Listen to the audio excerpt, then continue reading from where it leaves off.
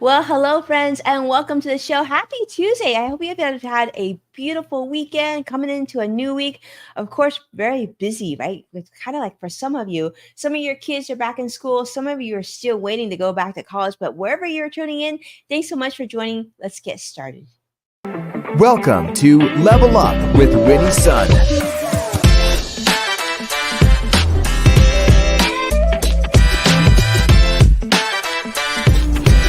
Award-winning financial pro. Get ready. Level Up with Winnie Sun. Welcome, friends, and thanks so much for joining us today and joining us live. Happy Tuesday, wherever you're joining me from. Don't be shy, jump in, say hello. Let me know how your week is going. And for those of you who are tuning in live, I see a lot of you. Thank you so much for making the time. For those of you who are brand new to the show, I'm Winnie, your host and award-winning financial pro, a Forbes contributor, and a CNBC council member and contributor. And it is awesome to be here with you. Let's tell you where the market is because I think you like to hear the news. It's been a good day for the market. So Dow is currently up 389 points. Nasdaq is up 384 points as well, and the S&P 500 is currently up 85 points. We've got a little bit more than 10 minutes left before the market is going to be closing. So I think it's pretty safe to say we're probably going to see a positive day on the financial markets in terms of closing today. Now, of course, the Dow has surged, which we talked about, and part of that is because the producer price index, the PPI, rose by just 0.1% last month in July, which is below expectations, which actually signals that inflation pressures might be behind us, particularly in the service sector. And so that good news, a lower than expected PPI, definitely gives investors hope that inflation might be cooling, which could also translate to perhaps lower interest rates in the near future. And I know many of us are hoping that's the case in September. So now it's a 3-year inflation outlook does hit its record low in the New York Fed consumer survey as well. And I want to talk about this. The New York Fed survey does reveal yet a 3-year a low 3-year inflation outlook. Actually, this was shared on CNBC from my friend Jeff Cox. So the latest survey of consumer expectations shows that the inflation outlook of 2.3% is the lowest since the survey began in 2013. Now, while the 3-year outlook has improved, of course, consumers can still expect inflation to remain somewhat elevated at 3% above the over the next year or so. Of course, people are hoping for an inflation rate of 2 to 3%, but I think we can all agree, given how high inflation was just not that long ago, the 3% is just fine. Now, let's talk about household spending, though. Based on the survey, it's projected to increase by 4.9%, which you might say, well, household spending increases is never a good thing. But actually, this would make it the lowest rate since April of 2021, indicating once again a potential easing in how you and I are spending money. We're just going to perhaps spend less than we did earlier in the pandemic. Now, consumers, of course, are anticipating lower increases in gas and food prices, but they are expecting higher costs for things such as medical care and, of course, the cost of sending your kids to college and, of course, rent as well. So there's definitely some mixed expectations in terms of the increase of cost, inflationary levels, depending on who you're talking to and, of course, what they're going to be shopping for in the future. So, despite a rising unemployment rate, consumer confidence in job security is also positive and is up. So, more people they really don't think that they're going to be losing their job, and they actually think there's a higher likelihood of people voluntarily leaving a job.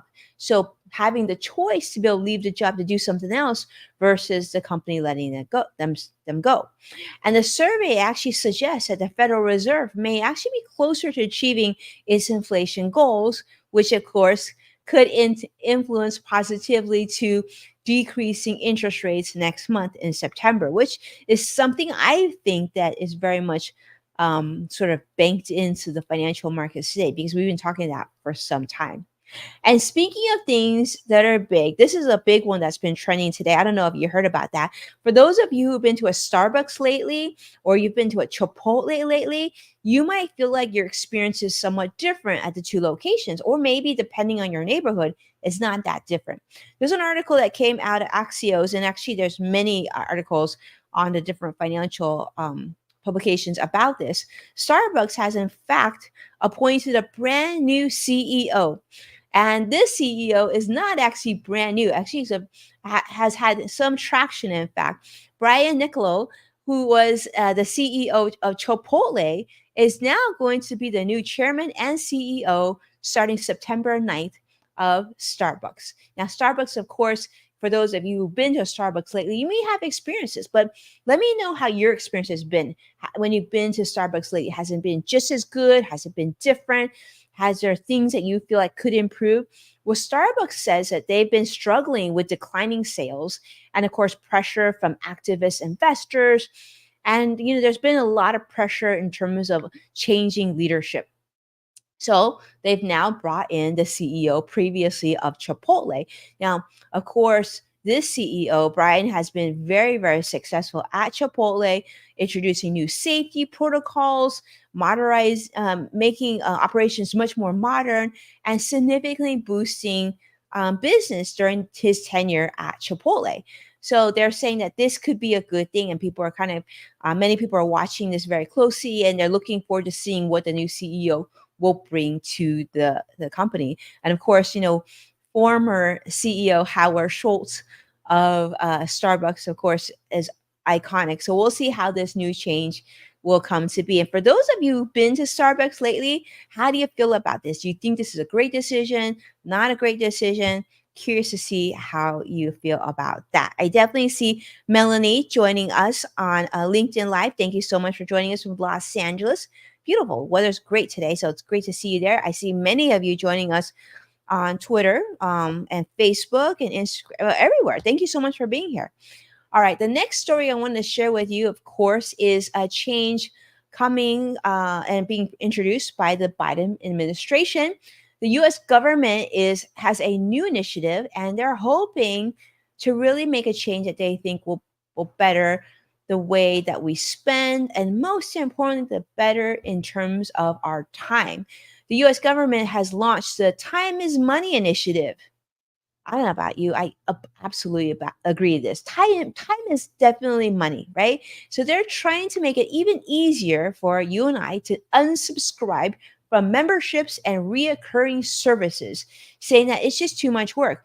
Federal agencies are introducing new regulations across industries, such as like gym memberships with fitness and media, like streaming services, healthcare, and other things, to prevent companies from making it really challenging for you and I to cancel services that at one point we subscribed for. So, the Federal Communications Commission, or the FCC, and the Federal Trade Commission, the FTC, are definitely going all in with this. And FTC wants a click to cancel rule, which requires companies to simplify canceling our subscriptions. In fact, the Departments of Labor and Health and Human Services are also working to improve our interactions with health insurance companies, just to make sure that the customer service and the transparency from these health insurance companies continues to be in the best interest of consumers like you and I. Now, the initiative, of course, is building on existing government efforts, such as banning hidden fees in various sectors, banking, right? Airline mandating automatic cash refunds for flight delays is just an example. Now, these efforts, of course, are hoping to save consumers not only money, but also time by making it just so much easier and less frustrating for us to cancel services that we no longer need, because we know that when it takes a long time and it's quite an effort and it's annoying and frustrating to cancel, well, what happens? We end up keeping the service even though we don't need the service. And most importantly, this is just not good for our household budget, because we don't need things that we're not using anymore. We want to make sure that it makes it really easy for you to cancel and therefore save money into your household budget. And speaking of household budget, I want to talk about this story. And I thought this was really interesting in talking about robots. And now, if you've been to a restaurant lately, some of you may have actually seen a robot in your restaurant. Let me just say that actually, my kids' orthodontist, there's actually a robot there that greets people when they come in. But many restaurants now actually have robots. And so, talking about the future of automation in restaurants and talking about efficiency and whether or not this takes away from that human connection. This is an article shared in the New York Times talking about how restaurants are increasingly focused on customer facing roles with robots serving food and managing drive-throughs, while kitchen automation still kind of remains sort of limited. I'm guessing probably, automation is great for things such as dishwashing or like maybe food prep, things that are just, regularly very cumbersome for human employees. But despite technological advancements, the success of restaurant robots really hinges on human emotions, with consumers often, I'm hoping you're included, prefer to still deal with a human, especially when it comes to cooking. So that's a question. How do you feel about that? Do you prefer to have a human cook your food, or do you prefer to have a robot cook your food? Um, I'm sure, depending on if certain ingredients are more in season or fresher, that could impact the taste of your food, right? Which would be great for a human to test it to make sure this is okay. But that being said, I think we would agree there's also some really great roles that I would love to see a robot completely take over, such as, dishwashing and sanitizing of tables, and, maybe even like cutting vegetables or prepping certain things. I could see would be very, very important to have a robot take care. I mean, having a robot maybe like wipe the tables, clean the restaurant, that I think for me, I would prefer that. But automation can certainly create anxiety amongst workers about job security. But when implemented with employee input, it does seem to be more successful. And of course, also reduce physical strain for the employees at these restaurants. Now, they're saying robots can definitely handle repetitive tasks, right?